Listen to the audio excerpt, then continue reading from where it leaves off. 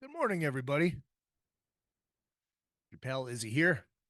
This is another effing podcast. Got a great show for you today.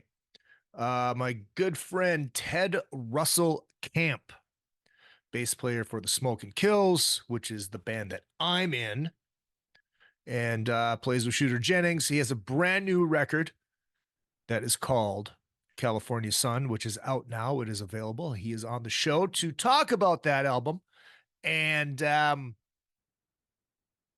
a great little conversation about his life. It's going to be great. I know because we did the interview last week. Recording the interview tomorrow for the Flip book, which is called. Thanks for having us. Bryn Ahrens from Flip and the book's writer, John Mikulski, are going to be on the show, and I'll be co-hosted with Keith Roth from Sirius XM, Ozzy's Boneyard, and Hair Nation, and from the band The Dictators, who you also know was on the show on the Metallica, the Listener Summit, I believe. So yeah, enjoy the show. And if you are coming to Vegas this weekend, two great things that are happening. One, ACK, a tribute to Ace Frehley, my Ace Frehley tribute band. We are playing with LVDC at Counts Vamped. Todd Howarth from Fraley's Comet is playing with us. It is going to be a great show. $10 at the door. But if you are coming and want a table, call them right now and reserve your table. Also, if you are a metal fan, you like the heavy metal music, which I, of course, love as well, and you are going to be in town for the Amon Amarth show, there is this little thing called the Metal Blade Records Museum. So they do tours, and you're going to want to get on metalblade.com/museum and book for Saturday, because Brian Slagle will be doing the tour. And a little birdie told me there may be a couple special guests because there's important people in town for that show. So get on it. It's only $20 and it's limited. So get on it right now. metalblade.com/museum. Without further ado, ladies and gentlemen, my good friend, my bandmate, the incomparable, the ultimate man who he sweats positivity. He makes you smile. His name is Ted Russell Kamp. Hi, this is Bobby Brown, and welcome to another fucking podcast. My liver's all twisted up. But you know what I did? I loaded up with alcohol, more specifically vodka, whiskey, beer, tequila, more beer, more vodka, more whiskey, and more beer. Who wants an orange whip? Orange whip? Orange whip? 3 orange whips. So you're bored, are ya? I've come here to break your monotony. Let me have my piece, because I'm shooting with this one, folks. I don't care, man. The unscripted, uncensored, loose cannon of commentary. Why did you say that? Why? Why? You come out with stink like that? Poop. Your poop mouth. Poop out of your mouth. See, son? Old legends never die. They just lose weight. Like a legend and an out-of-work bum look a lot alike, Daddy. I've got a midget friend, an albino friend, and another friend who thinks Lord of the Rings is real. Together we call ourselves the Unfuckables. Quinton is in. Let the fun begin. Body touch. God, you're an asshole, man. I've never heard of Van Halen. Hello, Las Vegas. Hello, world. Hello, my loyal minions. It is good to see you, and it's always good to be seen. The show is another effing podcast. I'm your host, Izzy Presley. It is good to be here. Make sure you tell everybody about the show. Share it with your friends. Subscribe. Hit that YouTube thing right down there. I'm too lazy or inept to put the link on the screen. Yeah, That's just not me. I can't do that shit. But click that subscribe button and do it on the iTunes and wherever you get your get your podcasts. What else do we got coming up this Saturday night, the 25th? A tribute to Ace Frehley is playing at Counts Vamp. So if you are in Vegas, come down and check us out. Opening up for LVDC, the Sin City's exclusive AC/DC tribute band. And we have Todd Howell from Frehley's Comet and 707 and Cheap Trick and Ted Nugent and Peter Frampton playing with us. So that is going to be phenomenal. And also, if you do like the show, make sure you reach out. You can donate if you like. At Real Izzy Presley is the Venmo. $ Izzy Presley is your PayPal. Or no. That's the Cash App. And Izzy Presley at yahoo.com. And now I'm going to kick this off like I always do. In the words of my close personal friend, Stone Cold Steve Austin. Crack one for the working man. Oh, really quick. Next week, Keith Roth from SiriusXM will be co-hosting, and we will have John Mikulski on, along with Brent Arns from Flip, talking about the brand new book that is out now. So make sure you guys check that out. But joining me is one of my favorite people in the world, somebody I'm lucky enough to be in a band with, and plays with Shooter Jennings, and he has a great solo career, and his name is Ted Russell Kamp.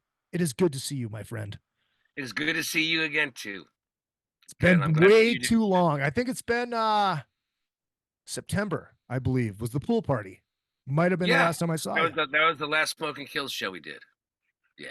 That's right. But before we get into the record, which is called California Sun, and it's available now wherever you can get your music, did you ever think that, other than being like a mention in a Shooter Jennings article, that there would be a Rolling Stone article about Ted Russell Kamp?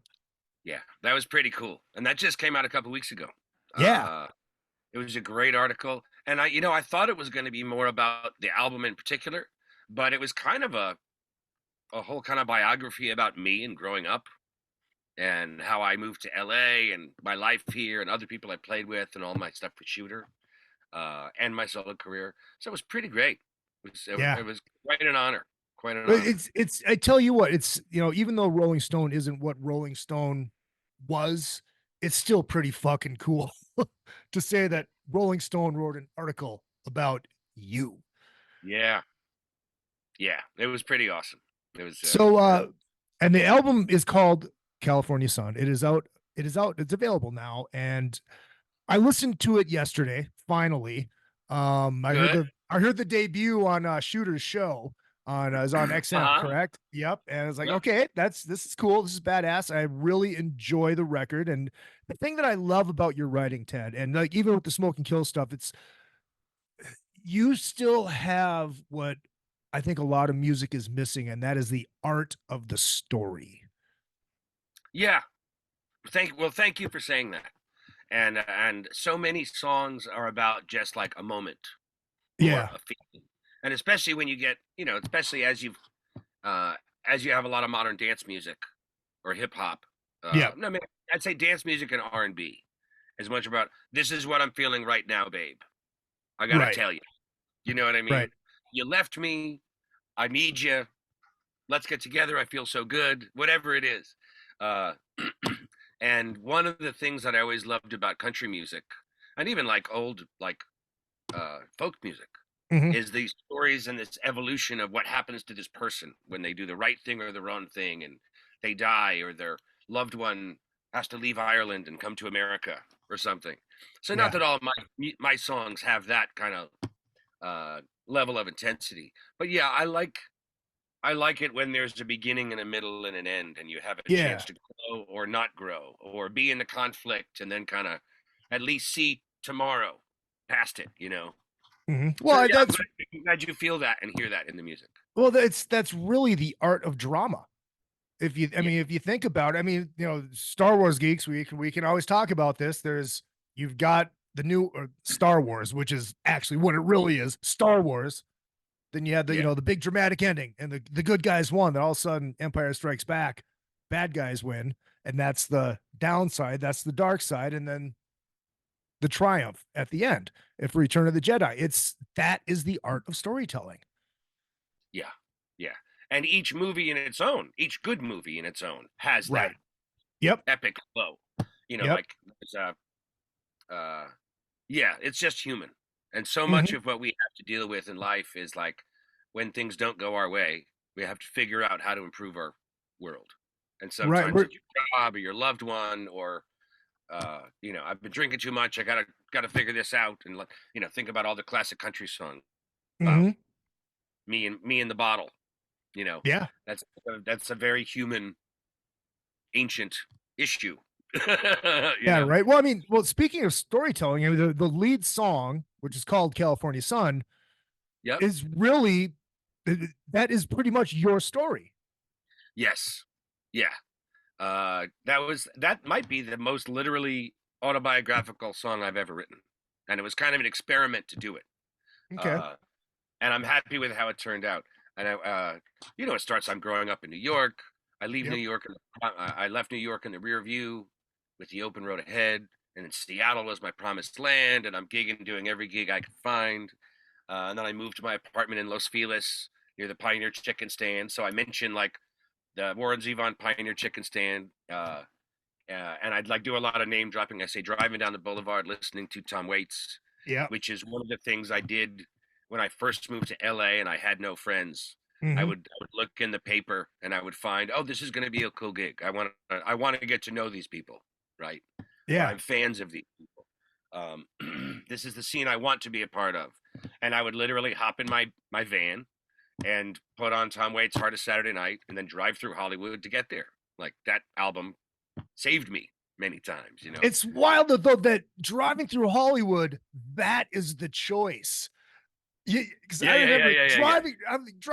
I'm driving through Hollywood when I had my BMW. I got the moonroof open. I'm blasting Ace of Spades. Like this just feels so right. And Tom Waits was the choice. Tom Waits was the choice. I didn't always show up to the place in the best mood or most social mood. I'd get there and be like, hey guys, how you doing? I'm new in town.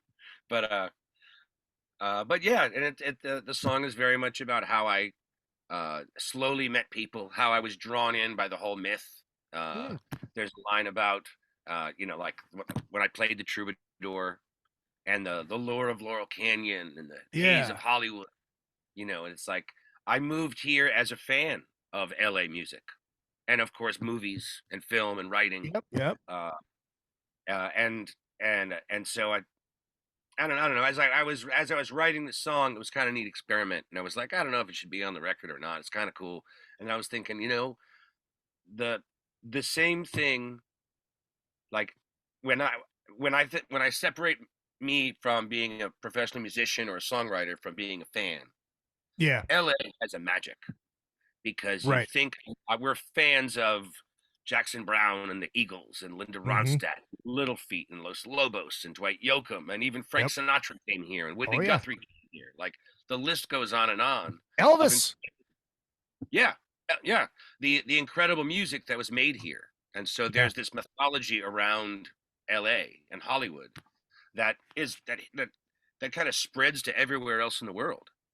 And so as I was thinking about this song more, I was like, and of course we're always remember the documentary Running Down a Dream. It was like the 4-hour thing about Tom Petty and the Heartbreakers a few years back, and it just seems so inevitable that there are a bunch of like high school kids in Gainesville, Florida, and then they take the risk to LA, and it slowly works, and they have all this great old Super 8 footage of them rising and growing and getting better and better, and all these great things happen. Like there's it's just so fascinating to think like, wow, some dreams do come true. Right. But it's always like these stars out in the distance, James Dean and Marilyn Monroe and Quentin Tarantino or something.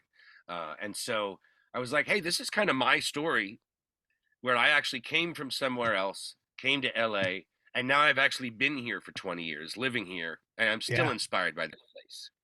Dude, it's so weird because my little piece of that big dream. Yeah. No, absolutely. But this is the thing, Ted.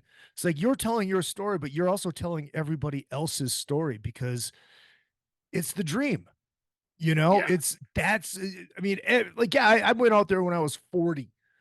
That's when I went to LA. I didn't go there as a young kid. I went there when I was 40 just to live, but it was still and everything happened just exactly like you said, like you Yeah. just described. It's like you get caught up in the aura of going to the rainbow, and oh my god, this is the fucking whiskey. This is the Yeah. whiskey. You walk in there and you walk on that stage and just think, my God, Van Halen played here. You know, Yeah. Led Zeppelin played on this stage with Alice Cooper opening up. I mean, or Black Sabbath. They all played there. No, And it's totally amazing. It's an amazing feeling, and it's it's like we love music. We're sentimental as well, right. So that stuff, it's like it's constant. When I get to like, hey, I got a recording session next week. Oh, where's it going to be? It's at Sunset Sound. Oh, you mean the place where they recorded Purple Rain? Yeah. Yeah, that's the place. Not that I'm going to do something as good as Purple Rain, but we're going to try.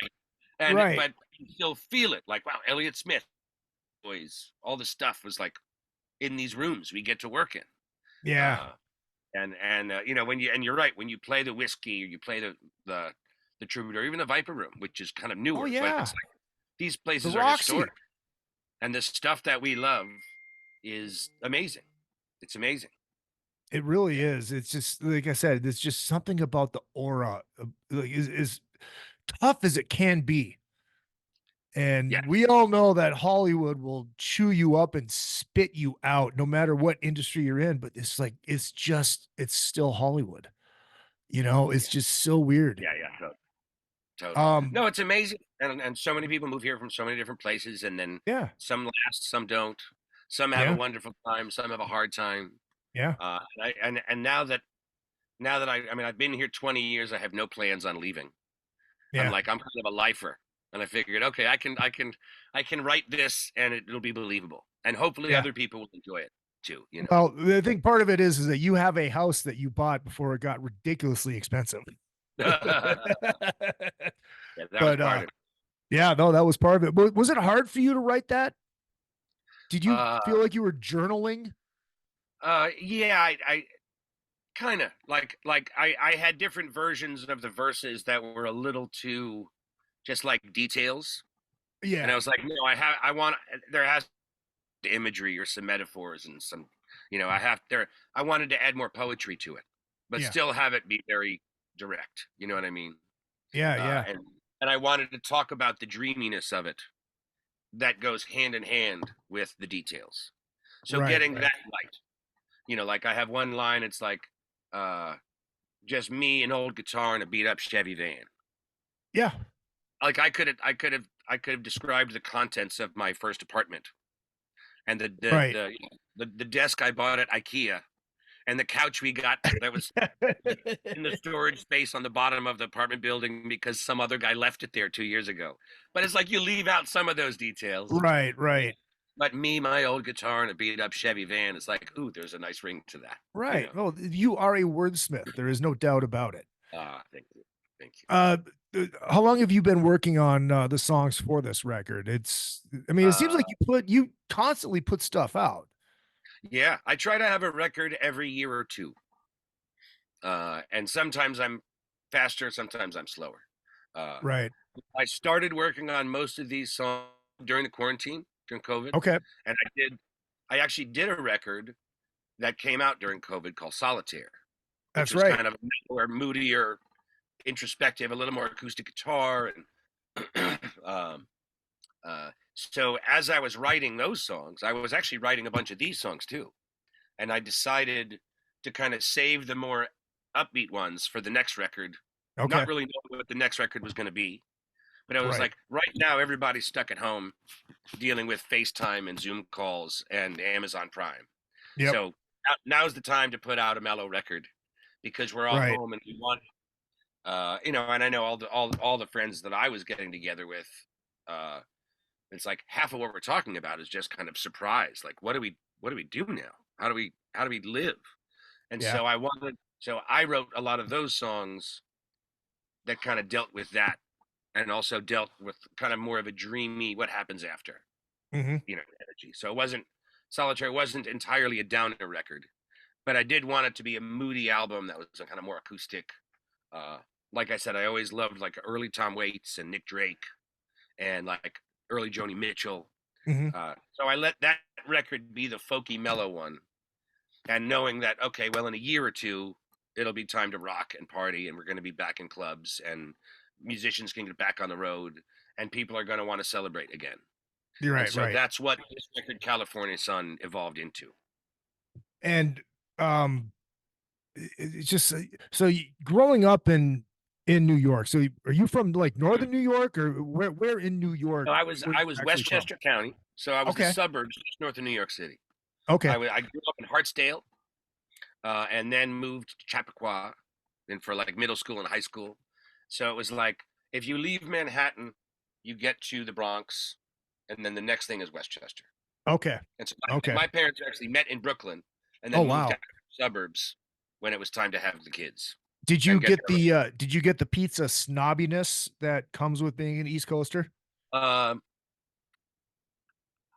don't get aggro about it like many people do, but I can definitely tell the difference between great pizza and okay pizza. Well, here's the thing. How do you fuck up pizza? Yeah. There's great pizza everywhere. There really is. It's like so many East Coasters. Yeah. It's just, I don't know.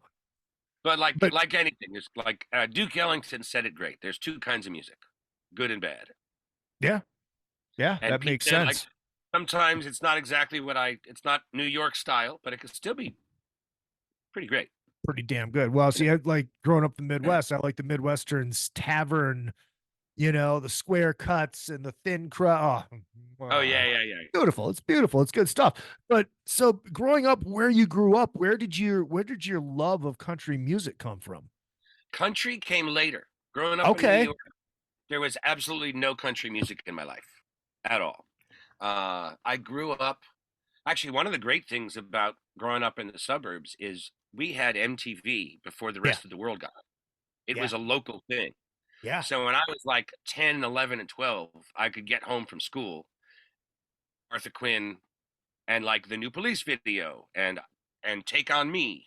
And I remember the Money for Nothing video, the first time that came out. It was like, oh my God, this is some weird new digital technology. What's going on here? And this was also like, a lot of the videos were like really cheaply done.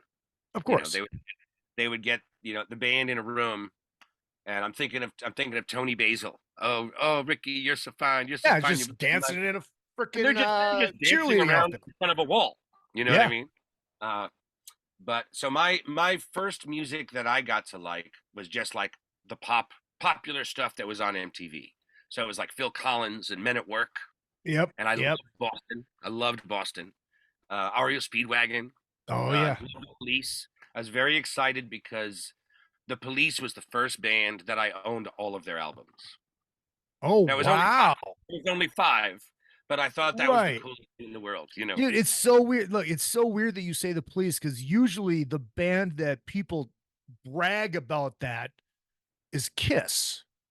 Dude, I had this, and I had this, and I had all the albums, and I had the comic book, and I did everything. People never brag about having the entire Police catalog. I got the Police catalog. Then, let's see, even before that, my first instrument was trumpet. So I was always playing in, like, bands and school bands, and I was in a few bands that were like big bands, like doing Tommy Dorsey and Glenn Miller and Count Basie music. And wow. And my dad, my parents were pre-Beatles. My dad was a jazz guy. My mom was into classical music. And like they were not really rock and roll people at all. So I would go to jazz concerts with my dad and get into Stan Getz and I never saw Miles Davis, but I saw Stan Getz when I was young, Jerry Mulligan and Doc Cheatham. So I was really into that. Then let's see, when I was in high school, I got an electric bass and I joined a band with some friends of mine, and we were doing like Genesis. We did some Stones tunes. We did Any Way You Want It by Journey. We did some Van Halen. I remember being really bored by Van Halen songs because the bass parts were very boring and kind of one note over and over and over. Yeah. That's definitely a Zen thing that comes later with age, when you realize, wow, that was absolutely the perfect thing Michael Anthony could have played there. It's not that he was right. It's not like he wasn't really good, or couldn't Right. keep. That's like, no, that's the perfect thing. He it down so that everyone else could go crazy, you know. Ted, Anyway, what was it about the bass that drew you to the bass? I mean, could you not figure out how to run the lights? I mean, what was it about the bass? Thank you. you know, it was funny. I just loved the bass. I had my an 8th grade music class. It was like 1 hour every other day or something like that. And the teacher would have acoustic guitars, and she would teach us like "Take Me Home, Country Roads" and "Where Have All the Flowers Gone," like folk songs. And in retrospect, she must have been a real like Woodstock hippie. And so now this was late 80s, and so that's what she loved. So that's what she taught us. And so we're learning all this like "This Land Is Your Land" kind of stuff. Yep. I showed up one day to class early, and there was a guitar case in the corner. And I said, "Mrs. Barnes, what's that?" And she's like, "Oh, that's my son's electric bass." And I said, "Wow, can I like look at it? Can I play it for a second?" She said, "Yeah, just be careful way before most of the other people get here." And Right. Opened up the case, and I was like, "Oh, this is unbelievable." And I played like 6 notes, and it was the coolest thing I had ever experienced. Like, I just immediately loved it. And I don't know why, I don't know how, but it was cooler than the guitar. It was just meant to be. It was just meant to be. And then I told my parents about it, and I did a lot of lawn mowing. And then that combined with Christmas the next year, that was my first electric bass was my Christmas present. Oh, and check this out. You have it. Ladies and gentlemen, he is running that bass. Holy shit. You are one of the few that still have their very first instrument. Wow. Oh, and it was a big dog, a real Fender. It wasn't that wasn't out of the back of the Sears catalog. No, this was from 1983. So it had been sitting in the store for at least a few years before I showed up. Wow. And then the guy, and actually, strangely, you know how those Sam Ash stores are closing? Yeah. Well, I got it at Sam Ash, White Plains, New York. Oh, wow. And so, yeah, I got it at Sam Ash, and my mom and I come in, and we're like, "We'd like a bass," and this is the one you want. It's really good. It's kind of a slightly older model. It's not that sexy, but it'll be good for you now. And if you get better and really stick with it, it's still going to be a good instrument for you.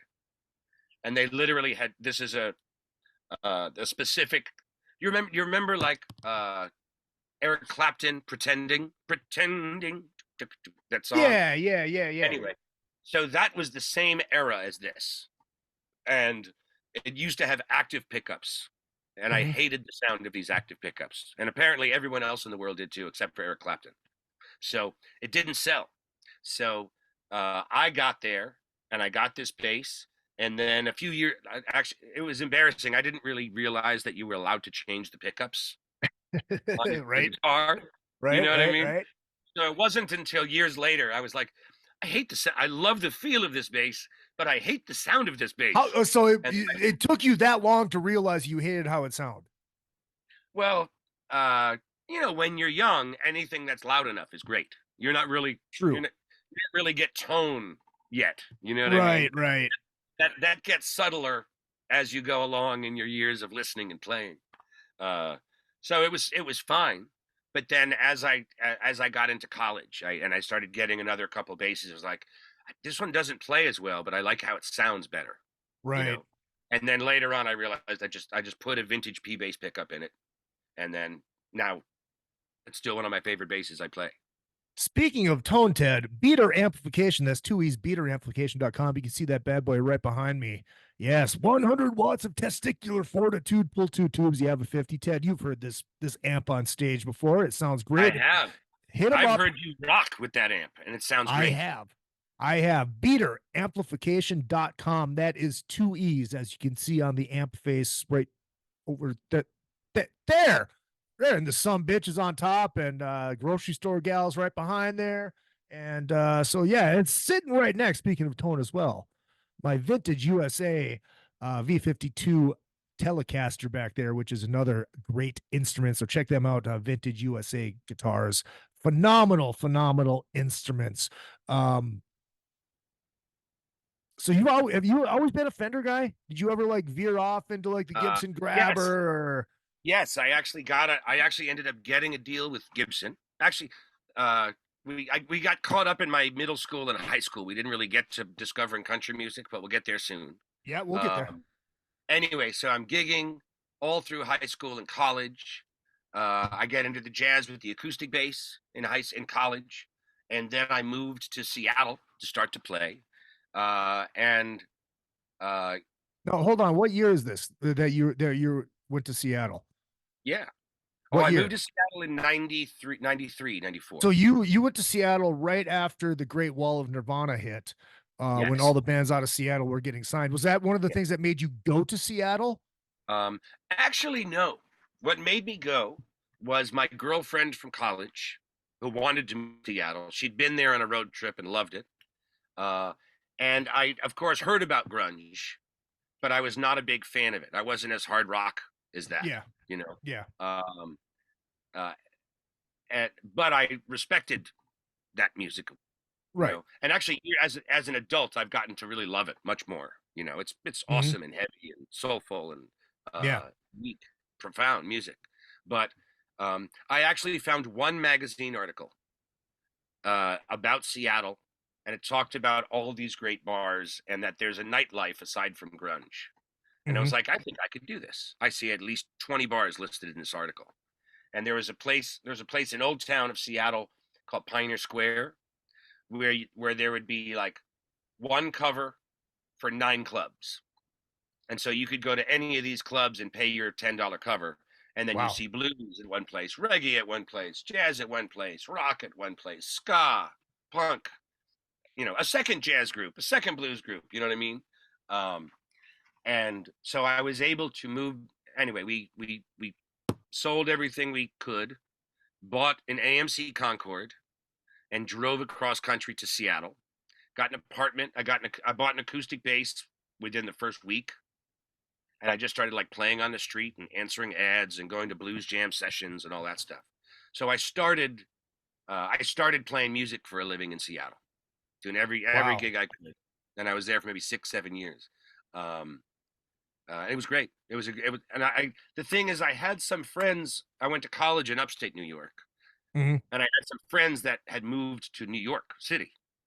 And I was like, okay, they're all waiters. They're all bartenders. One guy works in a frame store. It's incredibly expensive. And they all get to rehearse once a month, or they rehearse once a week and gig once a month. And I was like, I need a smaller city where I have a chance to play more. Smart. And Seattle was exactly that. It was great. I was immediately kind of freelancing and playing in like 9 different bands and learning how that works. And that's the thing is, like, if you would have went straight to LA, you would have been one of those guys as a waiter. Yes, I would have. And you know, and also I went to college in Binghamton, New York. So it was like a medium small size city, and I was the big fish in the musical pond of Binghamton, New York. And I kind of knew that I wasn't good enough to go to a big city. Okay. You know, like you read about like Charles Mingus showed up in New York and he started playing with like world-class people the first night. Like I got off the bus, went to the jam session, and then Miles Davis asked me to join the band. That, like, you hear stories like that, you know? Yeah, yeah. And I kind of knew I wasn't cool enough or good enough to do that yet, you know? And so having a smaller city where I could kind of grow and learn. And then after a while, I realized it was one of those plateau moments. I realized, like, I've done every $100 gig I can possibly do in this town. Yep. And like Soundgarden and Pearl Jam and Nirvana are already bands. They're not looking for a new bass player. No. You know what I mean? And there were some national acts that would come through and pick up some guys from Seattle. So I had some friends, like one great bass player I knew played with G Love and the Special Sauce. And Bill Frisell lived up there. So I knew some people that were kind of in his world. But I was like, okay, I'm not ready for that. I'm not. Right, right. That's not necessarily my world, and I love it, but that's not what I do. So after a while, I realized, okay, I need to go to a bigger place with more industry and more options and more studios. So that's when I chose to move to LA. Hey, had you visited LA before you Yes. went? Yeah, Okay. and actually, by the time I was in my late 20s, I had been to LA to play with a bunch of different bands and had a handful of friends down here. Mhm. And I actually had more contacts into professional music in LA than I had in New York. You know, because some of my buddies from high school and college were not playing full time, or they had a Right. cool band occasionally, or and I was like, wow, I have more contacts in New York, and it was also easier to just drive our car down I-5 Right, for right, 3 days right. and get to LA. It felt more tangible in a way. Do you feel like like when you got to LA, did you feel like you hit the ground running? Uh, I was in a kind of a local bar band, and so Mhm. we would go down to Orange County and find an Irish bar and play every Friday night, and then we'd find another place in Ojai for Saturday, and then we'd play in Burbank on Sunday jazz brunch, and then we'd play somewhere else. Yeah. So I was working a lot with this one particular band, but it's not like we were in the middle of the scene. Right, We right. were But I guess what I mean was that did you? I mean, because I felt like when I got to LA, just because that was when shit was starting to, I guess, quote unquote, happen for me, even though nothing really Uh-huh. happened. Right. But I had just started doing the Monsters of Rock cruise, so I had I was in with like I met the bands that were on the cruise that lived in LA, and I got to know them and yada yada yada. That's why I started hosting the thing at Lucky Strike, and so I felt like I hit the ground running. But I'm such a slow runner that it took That's me funny. until I joined the Smokin Kills to finally get in a real band. Yeah. So, I mean, yeah, I started doing the podcast and all that stuff, but that's kind of what I mean. Is like, did did you have did you feel like boom, like, all right, I'm here, this is it, let's roll, or did it take you a little while? It took a while. It definitely took 2 or 3 years to get things to a place where I was like beginning to get comfortable, and I Okay. was really like, I can and actually now I can get to how I got into country music. When I was my last couple of years in Seattle, and then my first year in LA, I was discovering like the band and Yeah. Whiskey Town and the old 97s. I was and Graham Parsons, and of course the Stones, where Graham Parsons met the Stones, and they did like Sweet Virginia and tunes like that. Like through rock and roll, that was country leaning, started Right, making country right. music sexy and exciting and relevant to me. Yeah. Like when like as a kid, if I heard Hank Williams, I'd be like, what? Who's this? Who's this country Well, guy? I think Another as part of the like as world. a I It think didn't feel relevant to me. right. Well, I was just saying, like, I think as a rock fan, sometimes you need that bridge. And once that bridge is there and you get it, because that's what happened with me, you know. Yeah, I had grew up on Waylon and Willie and Kenny Rogers and all that shit, but it wasn't until like I got older and that bridge was connected. But Yes. even like the Black Crows, you wouldn't think country when you hear the Black Crows, but there's influence in there, and you can hear it Yes, a there little is. bit. And there's a lot of the Yeah. music that I love, a lot of that influence comes from country music. And then you're like, oh, I fucking get it. And then like I just discovered this guy the other day on Friday. I was in the fucking I went to get the new Sebastian Bach record. They're out of it, and I heard this country song. I'm like, who the fuck is this? Hit up the Shazam. Who the fuck is Sturgill Simpson? And then Hey, I listened to his I just did a record, session with Sergio. and I'm like, where has this been all my life? Yeah. It's just weird. Anyways, so yeah, I apologize. I go on tangents every once in a while, which That's okay. No, but you're very right. Like there had to I slowly put together the bridge Yeah. that is like all American music affecting all other American music.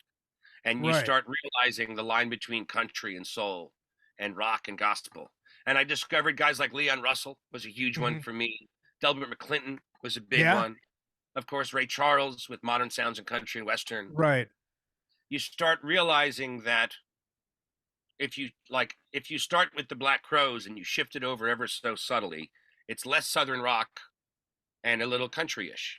Yeah. And then you keep going, and then it evolves over to Vince Gill. Yeah, exactly. They can actually play together. Right. Too. You know what I Right. mean? Exactly. Same thing with Leonard Skinner. Skinner's the same way. It's like, dude, it's And Skinner has some really country moments. You know? Right. And Dire Straits. I mean, they're British, it's a different thing, but like they have songs that are blatantly country. Right. But when I was a kid, I didn't realize that. I just thought it was like Dire Straits rock music. You know, you hear some classic with Mac, and it's their country tune on the record. But I didn't know that at the time. Anyways, but so when I was in LA, I started realizing that this kind of rootsy country songwriter, Bob Dylan and the band thing, is what I loved. And so I started finding people that were doing that, and there were a couple great kind of monthly scenes. One was called Sweethearts of the Rodeo, named after the famous Byrds album. And I started playing with those people. And actually one of the things that really started changing my career is when I started realizing this kind of country roots rock thing is what I really want to do. You know, and that related to the Counting Crows and the Wallflowers and Sheryl Crow, as well as to Dwight Yoakam and Lucinda Williams. Like I was like somewhere in this rootsy songwriter world is what I love. Some of it has more soul and swagger. Some of it's a little bluesier. Some of it's a little more heartland.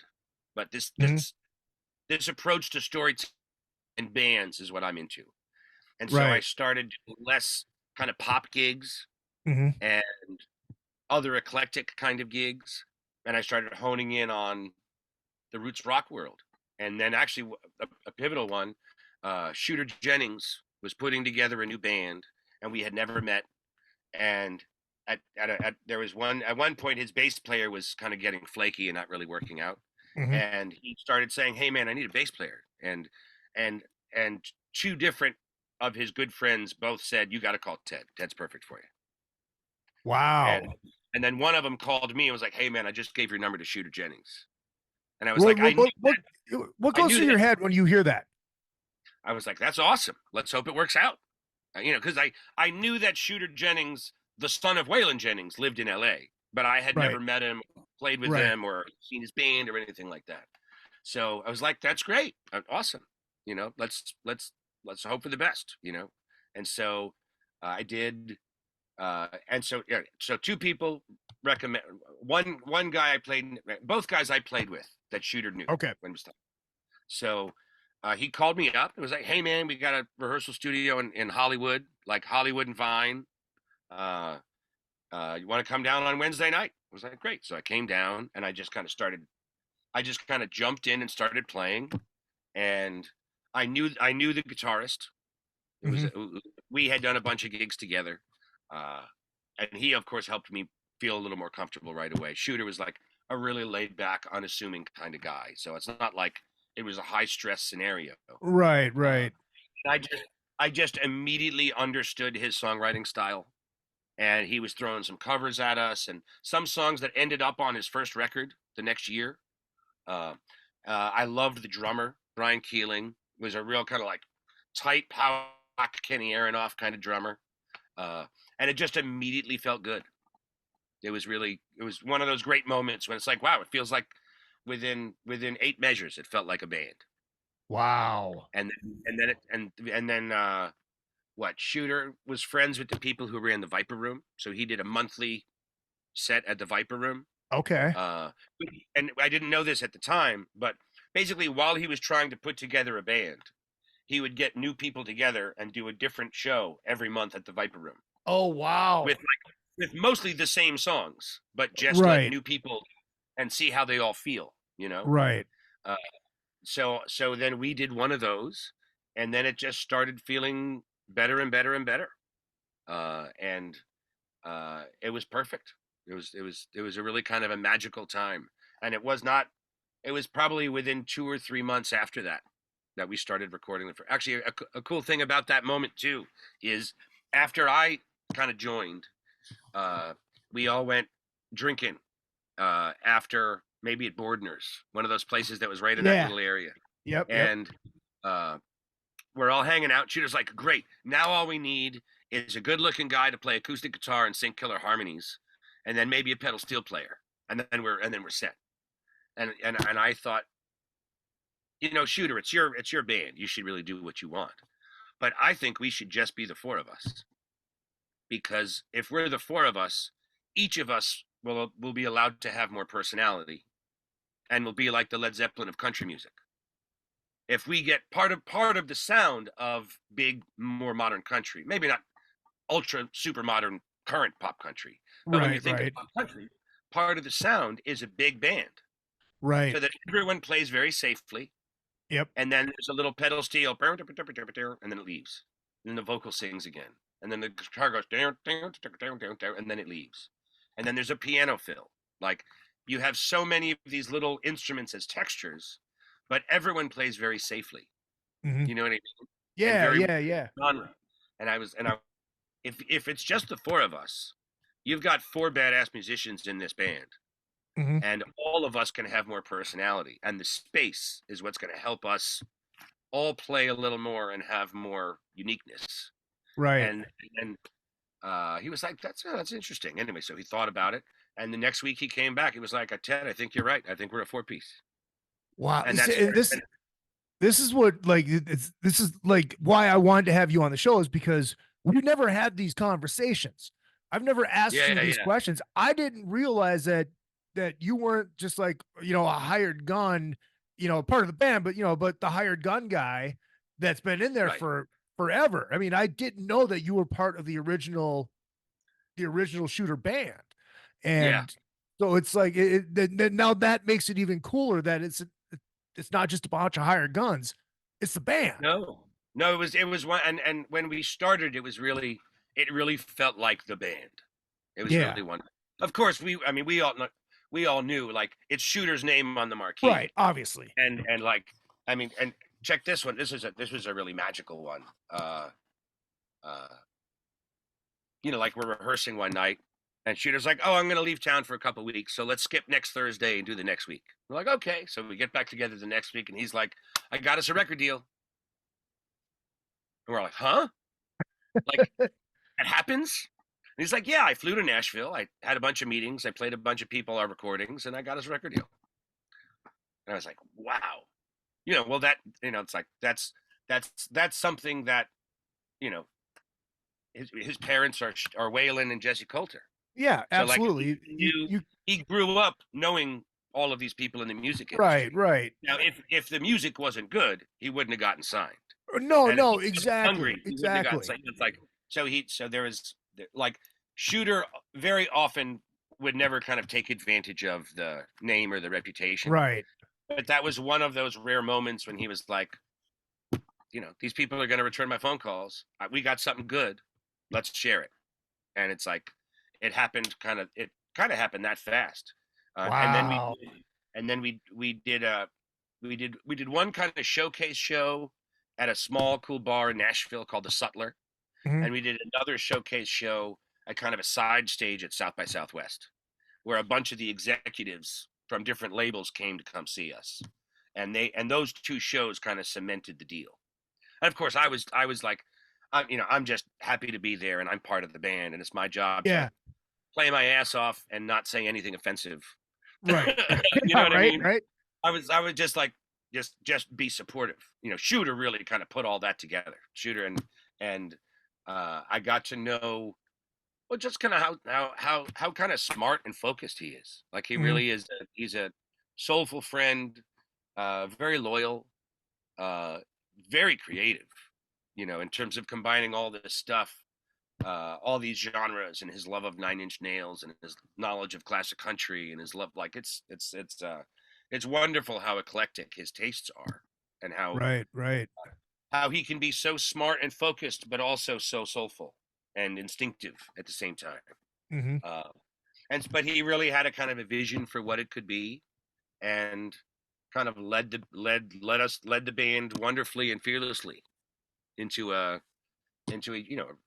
major Nashville record deal. Another thing he did, which was really impressive, is he said, "I don't want to get the record deal and then record the record, because then they're gonna control it and affect the sound of it."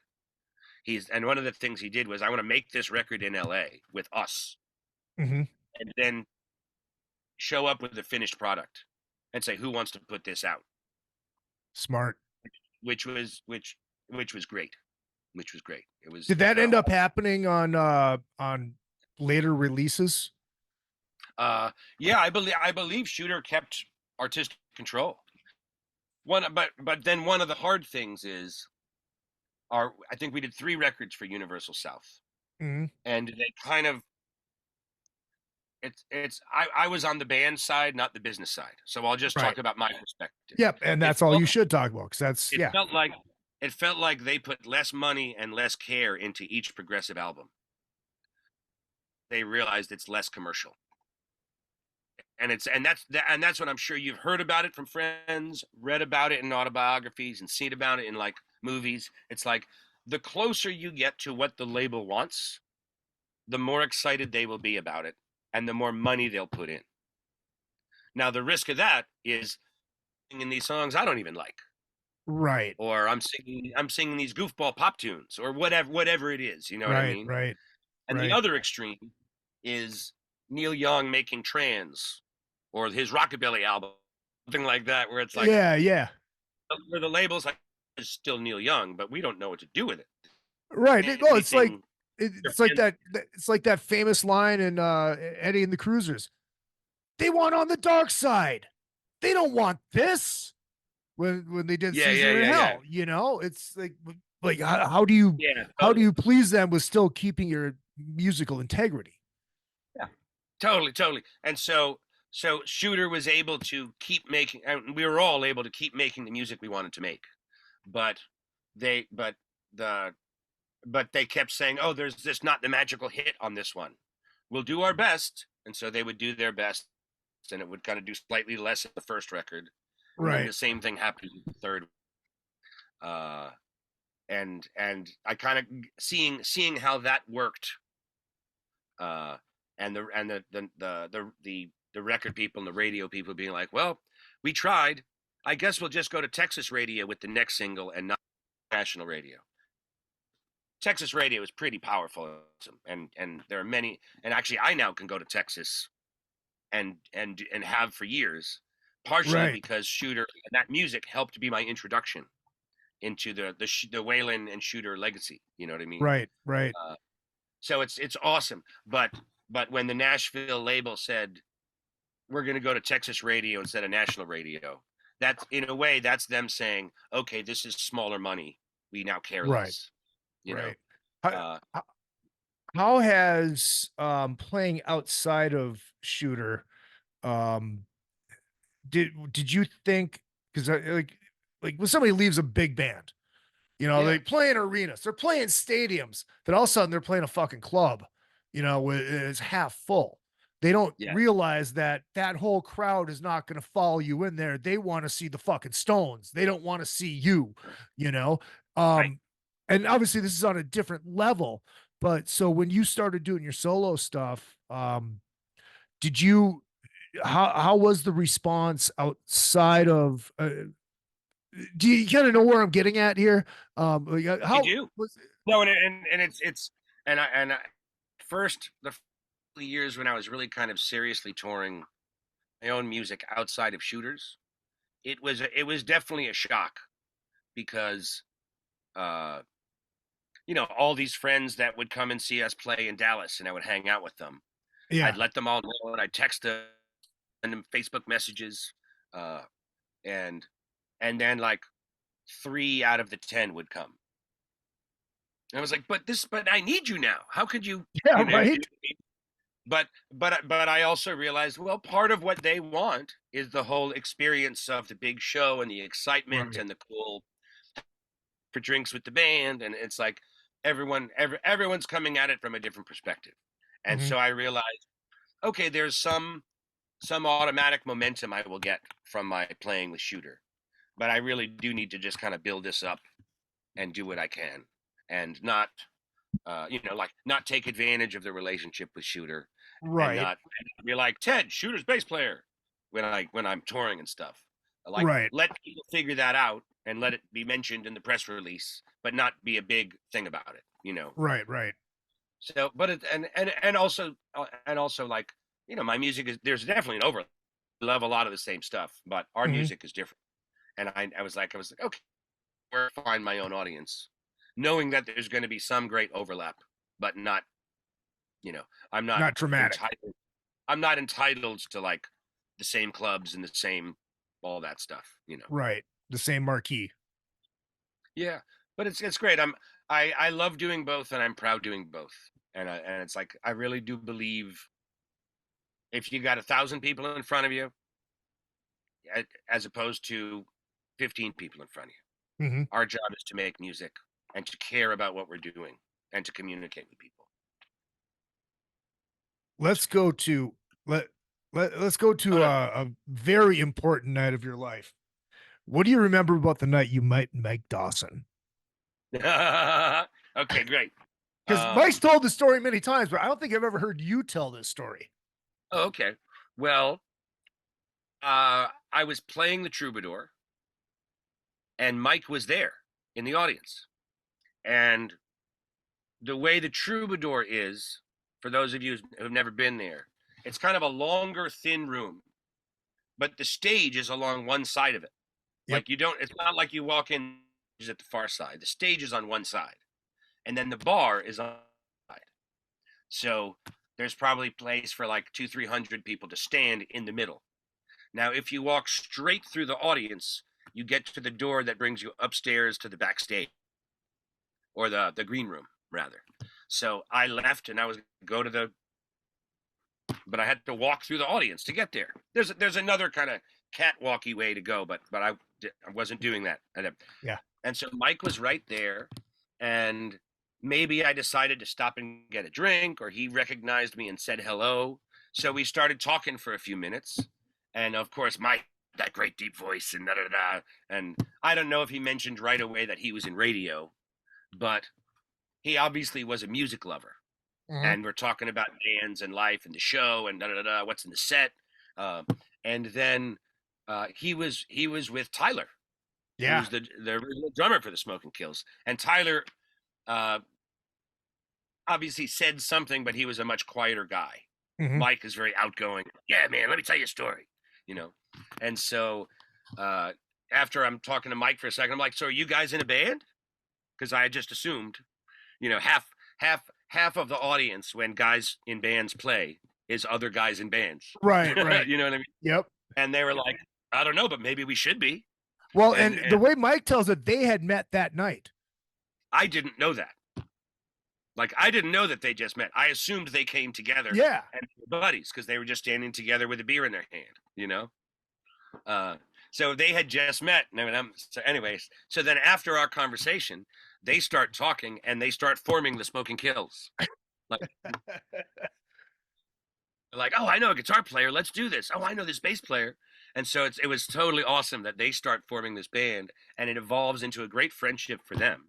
Yeah. And then 2 years later, I end up joining and working with you guys on a great record. Yeah. Well, I wasn't part of it yet. You joined after that record was done. Yeah, I joined after the record was done. Mostly because Mike's my best friend, and extra guitar player on stage, and whatever. I don't give a fuck. I'm in the band. No, it worked out great. Your addition really helped, because we did a lot. Because the band originally was just electric guitar, drums, bass, and Mike playing acoustic and singing.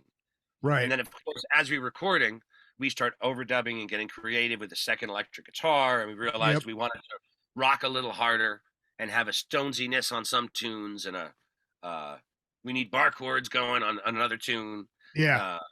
And so that's all on the record, and we needed to find another person. And so it was perfect that you were already tight and good friends and had a great attitude, and just like learned all those great rhythm parts. We got together, and it just helped it be fuller, and it felt more like a band. When did you get the call from Dawson about doing the Smokin Kills? Check this out. So Mike had his own podcast. He probably still does, but he was doing it out of the garage, out of right. And he had done over 100 episodes, and so we somehow met again a few years after that first meeting. Mm-hmm. And he had started the Smokin Kills and was working with Tyler and Kevin, and they were doing occasional shows, and I didn't know about it. And then he called me up. Maybe a friend of mine was a guest on his podcast. Okay. A friend recommended I do it next, right? And then later when I did the podcast, at the end of it, he was always like, "Hey, if you have any other friends who are cool and that you recommend, I'd love to find more people to interview who are friends of yours and get and kind of like spread through the LA scene in that way, Yeah. He interviewed me. Oh no, how it happened? There's a woman named Emily Zuzik, and I produced her record. Okay. And she was a guest on the podcast, and I was her bass player for that day.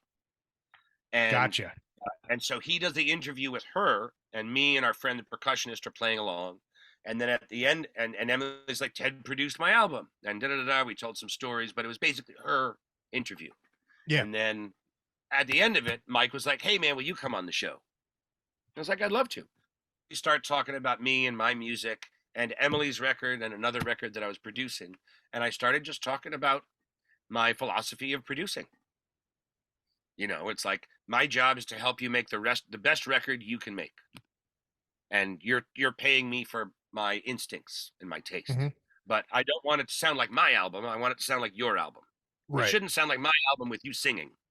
You're the one who's going to live with this. You know what I mean? Right. So if I can help you edit or streamline or go in a direction that's going to help, then let's work on that together. But it's your baby, and it's my job to help you do that. You know what I mean? And so I was just saying stuff like that, and he was liking it more and more. And then the second we ended the podcast, he was like, "Hey man, will you produce my record?" Because he had that easy. Because the interview is about me, and he was being a professional and not saying, "Oh well, I have a band too, and let me tell you about this." Right. Totally just being a great interviewer. And then the second we pressed stop for recording, he was like, "Hey man, let me tell you about my band. You got to produce my record." And so then we kind of hung out and had a drink and started talking about it. And that's the night we started talking about. I was like, "Great, well, send me some of your songs and let's get together and play me what you got." And they had some preliminary demos and stuff like that. Mm-hmm. And then I started working with them and doing some rehearsals, and that evolved into producing the record. When did you start producing? Who was it? Was it yourself? Or are you able to produce yourself? Because a lot of people, there's a lot of people that they think that they don't need a producer, but it doesn't help. Being a producer, having a producer there's a good reason to have a producer there to tell you when something's not right. And if you're producing yourself, you don't have that somebody going, "No, don't do that." You're right. It's a hard thing when you're producing yourself, because you have to be artistically doing what you want. Right. But then you also have to kind of be looking at it from the outside and saying, how effective is this? Is this working? You know what I mean? Yeah. I feel like I've been good at producing myself because I have had so many years of playing in other people's bands. And makes sense. And you know how it is when you're playing with someone and you're like, "Wow, they're working too hard. This woman is trying too hard to be a blues singer. She loves Janis Joplin, but she doesn't sound good doing that." And then every time she gets mellower or sweeter or whatever she does better, you're like, "Oh, now you're in your comfort zone. Now the whole band feels better." Right. You know what I mean? And actually that was a really big thing I learned in Seattle, and it got more exaggerated when I moved to LA. And my first year or two in LA, I was like just playing in 9 million bands, and people were getting my phone number, and I'd have to go by the Roxy and pick up a CD from the door guy because and then I would go home and learn it, and then 2 nights later we'd have a gig at Molly Malone's, and I was just like getting millions of not millions, but like dozens of new acts and new music, and some were folky, some were rock, some were modern, some were retro, some were this and that, and I very quickly started to notice like it's much more about how the whole picture fits together rather than is it struggling with itself. Like Right. one of the funny things that I'm sure you saw this is when you've got the girlfriend who is either a stripper or a waitress or / out of work actress, Yep. and her boyfriend is a musician who has been in another bigger band, and so and he's now the producer, and so they get together, and now they're trying to make an album and have a band and get signed, and she's beautiful and talented, and he's talented, but he wants it to be one kind of a project and she wants it to be another kind of a project. And so I show up as the bass player, and I'm kind of torn between which direction do we go in. Right. You know what I mean? And I was like, okay. And then it's my job to kind of be the bridge as the side man. You know what I mean? And then, but and in some, and then some, in some of those cases, you stick it out, and then they break up, and you keep working with one of the two, and then they can more fully realize the band they want. The talented guy finds another singer who really is more in the ballpark with what he wants to do musically. And now I'm like, oh, this is kind of a Stone Temple Pilots-y kind of band with maybe a little bit of a Badfinger overtone. Yeah. Or oh, now I'm in her band. Oh, she really wanted to be a little more singer-songwriter-y than the boyfriend was allowing her to be. She didn't want to be as rock as he did. So I'm like, okay, great. Now I know I'm a fan of the, you know, I'm a fan of the Indigo Girls, and I'm a fan of Melissa Etheridge. I know what rocking female singer-songwriter music like she's doing should sound like, so I can help her do that. You know what I mean? Yeah. I for my many years as being a bass player before I really thought of my own records. It was very much about, even if I'm not producing, thinking like a producer to support and help it become what it wants to become was a big, important thing for me. You know what I mean? And so I think the fact that I waited so long to start really making my records, like I didn't start making my own records until I was in my early 30s. And I think the formative years helped. I thought you were still in your early 30s. Oh, I'm still. I had 14 records in the last 6 weeks. Perfect. It's been great. Perfect. Yeah. I do think another reason I haven't had a producer is because I've spent so much of my, in our first 5 or 6 years with Shooter, where we were touring a lot. I was like, I just want to make my own music so I know what it feels like and I can enjoy doing it. And it's a departure. And I don't have to cram all of my ideas into the Shooter Jennings band. You know, like I very quickly realized I'm a bigger fan of soul music than everybody else in that band at the time. So I would come in doing like a Jamie Jamerson thing, and they would all kind of accept it because I was the bass player, but they didn't want to do it with me and make it a groovier. Right. They didn't want Duck Dunn. Yeah.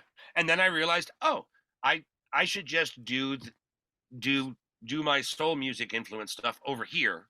Right. So that when I show up and play with Shooter and Leroy and Brian, I can then kind of just like support the whole situation more. I'm not trying to like cram. I'm not forcing my ideas into the pot, you know? Right. So that was part of that. Kind of like when I forced my Ace Frehley looks into the Smokin Kills. Yes. Sometimes they work great, and sometimes, you know, but you got to find the right time, and a producer can help you say, this is the song to do that. Not this other one, but this is the song. Right. And so I think I started producing about 20 years ago.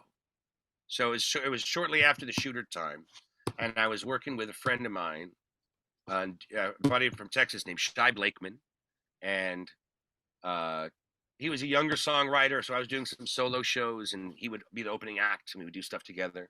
And then he started working on a record, and he didn't like his producer.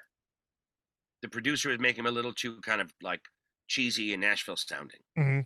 And I was just kind of advising him like an older brother or a cousin, being like, hey, you don't be afraid to ask for what you want. If he's doing this, play him 3 records you love. If you love the Black Crowes, play him the Black Crowes and say, I want my music to sound more like this. Give him tangible things. I don't want a big drum machine-y drum sound. I want it to sound like more classic or whatever the analogies were. Yeah. A couple of these conversations, this producer was not really listening to him. And so then we had another conversation, and then finally Shai was like, he's like, Ted, don't you realize I don't want your advice. I want you to produce this record. And so that was the first production I did for Shai Blakeman. And it was ended up being a great experience. And actually we ended up bringing in Mark Ford from the Black Crow, to play lead guitar on 3 or 4 songs. Oh, wow. Yeah. Shai flew out, and he had a good budget. And so we put together this great all-star band of different friends that I had. Do you remember Jason Sutter?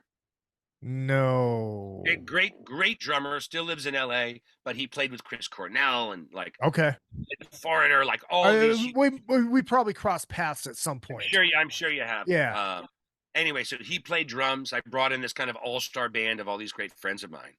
And it was a wonderful experience. And the thing is, I hadn't really thought of myself as being capable of producing, even though I kind of was.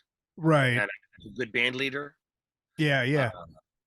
And always had good ideas in terms of like, hey, let's extend the outro. Hey, let's make this a double chorus. Hey, why don't we start with just acoustic guitar and vocals and save the entrance of the other guys for later? Like, I always loved arranging. And in a lot of the bands I was in and artists I was working with, they trusted my arranging ideas. But I didn't have the confidence yet to think that was actually kind of a part of. And so when Shai finally said, just produce this thing, you know exactly what it should sound like. You know me. You know the players. You speak the language of all, like, you know how to play really well, so you know the language of music theory and can and love American music and be like, oh, let's make this one more gospely. Let's make this one more country. Let's make this one more Tulsa. Let's make this more of a Texas sweaty bar band thing. Yeah. And then he's like, you know how to change your playing and instruct other people to do the sound you want. So this is going to be perfect. Ted, anyway, you sound like you just described your current album, California Sun. See how I brought it all back around? Full circle, baby. Because you do, like you were just talking about, I know how to do this, I know how to do this, and that's kind of what the album is. It's like, it's not just one straight country sound. It's kind of all over the map, but all in the country vibe. Yeah, totally. And I really love it when albums are eclectic. And of course, this one was shaped around Shai, but the having it be eclectic, like with this new record, I really wanted to have some songs that were that strummy, great Birds, Eagles, California country, Jackson Browne influence. I wanted some to be a little more Texas boogie. I wanted some to be a little more folky and singer-songwriter, acoustic. But I wanted it to retain this overall California LA-ness and the sounds that I love from living here. You know what I mean? Yeah. And so some of the songs, like there's a song it's called High Desert Fever. It's about going out to Joshua Tree. Yeah. I got one called Miracle Mile, which is about that section in LA with all the museums and Yep. Back in the day, it used to be more bars and cafes, but now it's a different thing. Yeah, totally. And I got songs like just about my life, the Ballad of the Troubadour, Mm-hmm. a song called One Word at a Time, which is about the struggle of songwriting and figuring out what your song is going to be about.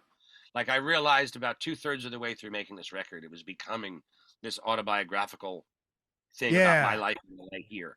And I was like, let's just let it be what it wants to be. And so California Sun, the song, is one of the last songs I wrote for it. And it ended up being this new centerpiece, to kind of sit in the middle of all the other songs. So, what would have been the perfect closing moment on the record, though? Just because of the way it's been the last couple of years through the pandemic, the last line on the record should have been, "You can go to hell. I'm going to Texas." Because everybody's either going to Texas here or Nashville. You know. Yeah, you're right. A lot of LA people are moving out. And Yeah. I understand why. I understand why. Yeah, it's tough, man. It's tough there. But Ted, you put together an amazing record, and I'm glad that I was able to finally get you on the show. Because my pleasure, and thank you. I'm glad we reconnected again and could do this. Awesome. All right. Oh, just hold on. We're gonna say goodbye off the air. I have to hit my outro music here, just so I can hear it. Oh, I should probably turn it up so I can hear it. Oh, I'm gonna start it over. 1, 2, 3, 4. Boom. All right, ladies and gentlemen, Ted Russell Kamp, check him out. Check out his brand new record, California's Honey. You can get it anywhere where you get your music. It's a physical product as well, I would assume. You get CDs, you froze. Yes. You get CDs, vinyl, anything like that. All of it. Cool. Feel free to talk. It's okay. You can talk. Okay. Yeah, but CD, vinyl. I got a little Zoom thing that said questionable internet connection. Oh, so yeah. You've been kind of thumbs up instead froze of a little bit. No, it's all good. It's all good. So you get tedrussellkamp.com is the website, correct? That's right. Yeah, check that out. You find everything you need to know about Ted, and check out the Smokin Kills. Hold on. While I got it.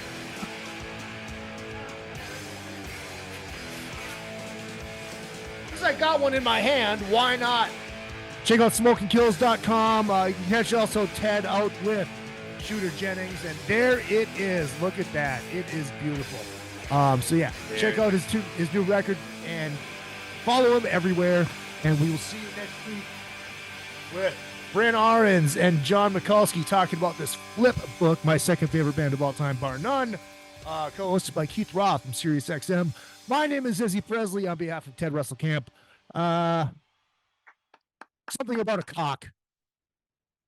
Awesome. Well, thank you for